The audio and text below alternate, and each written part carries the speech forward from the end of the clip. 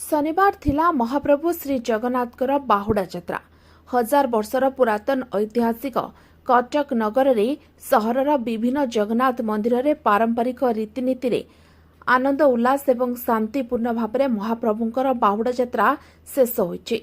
महाप्रभु श्री जगन्नाथ, मां सुभद्रा, प्रभु बलभद्र एक सप्ताह व्यापी गुंडीचा घर आड़प मंडप रे अवस्थापित हेबा परे शनिवार श्रीमंदिर को प्रत्यावर्तन करिसेंति।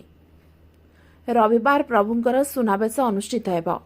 शनिवार बाहुडा दिन महाप्रभुंकर आड़प मंडप ठारे समस्त नीतिकांति शेष हेबा परे तीन ठाकुरंकु पहंटी विजय करा जाई रथरे अवस्थापित कराइतिला।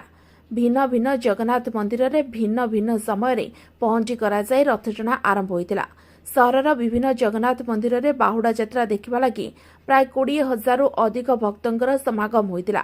सहरर अन्यतम तीनोटी जगन्नाथ मंदिर यथा चांदिनी चौकी, हरिपुर, दोलमुंडाई और रानीहाट जगन्नाथ मंदिर रे बाहुडा यात्रा अवसर रे प्राय 20,000 भक्तंक समागम होइतिला। बाहुडा यात्रा अवसर रे सहर रे ट्रैफिक व्यवस्था रे कचकणा कराइतिला।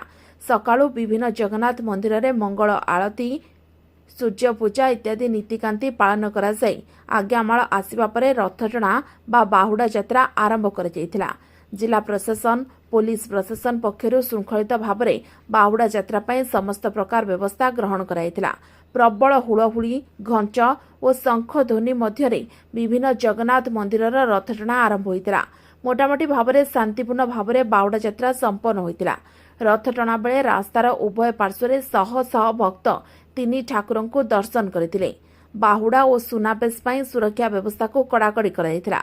मुख्यतः बाहुडारे ठाकुरंकर पहुंची और रथटଣା समय भीड़ नियंत्रण एवं शांति श्रृंखला प्रति गुरुत्व दियाइतिला।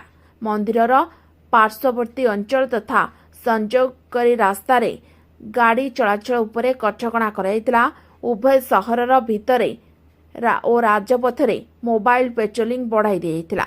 सुरक्षा दायित्व रे 15 प्लाटून पुलिस फोर्स 106 जन ऑफिसर नियोजित होइतिले।